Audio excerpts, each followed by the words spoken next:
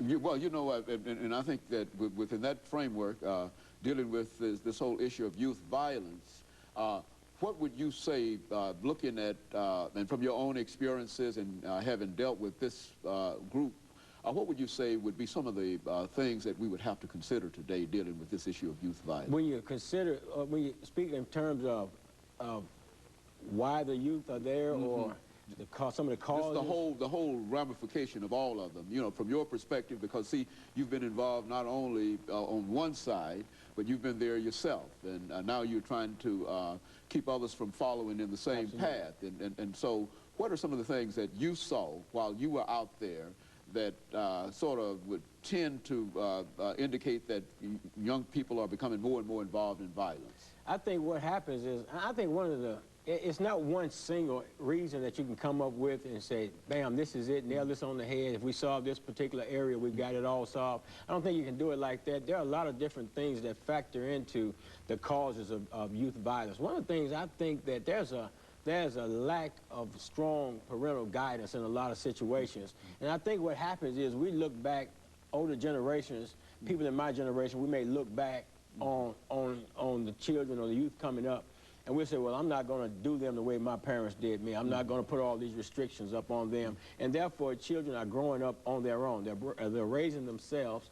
And what's happening is you're getting a bunch of youth teaching youth, and the youth that's doing the instructing, they don't have the information to instruct with. So what's happening is you got a lot of young people running around out there with a lot of misinformation about how life is and how to live life. And the result of that is you get a lot of violence because people are not aware of how to handle certain situations when they're coming up. I mean, it's not hard for a youth today to pull out a handgun and blow the brains of his best friends out.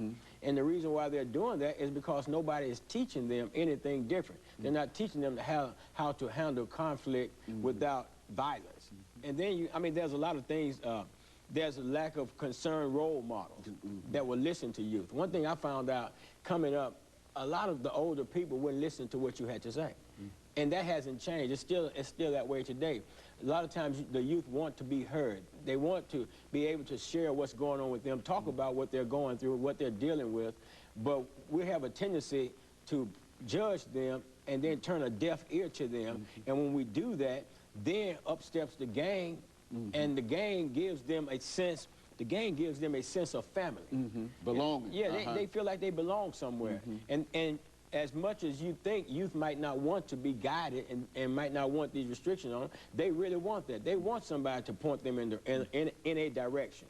Now what happens is when we fail to point them in a positive direction, they get involved with the group, and then they become a gang, and they start pointing each other in negative direction. But they're getting that guidance, they're getting that sense of belonging, they're getting that sense of family, but only thing different is it's in a negative way. And we can do that, if we do that in a positive way, then I think that we can nurture our youth, and then we can deter them from the violence that they're doing today. Because, I mean, you look at it, it's just a lot of things that happen that just don't make sense. I mean, when I was coming up, I was one of those youth that was considered to be a violent youth. The reason why I went in the Navy, because at the age of 15 years old, I had shot a guy and it drug out. When I turned 17, I went into the military to kind of get away from having to be incarcerated because of that act. But you know, when you look at it, in my day, there was just a few of us that, you know, was considered violent and had the guns and stuff. But nowadays, anybody can get a gun. You got a gun back then because somebody broke in the house, they may have a pistol or a shotgun or something to sell. Very good. And of course, Reverend Walker, let us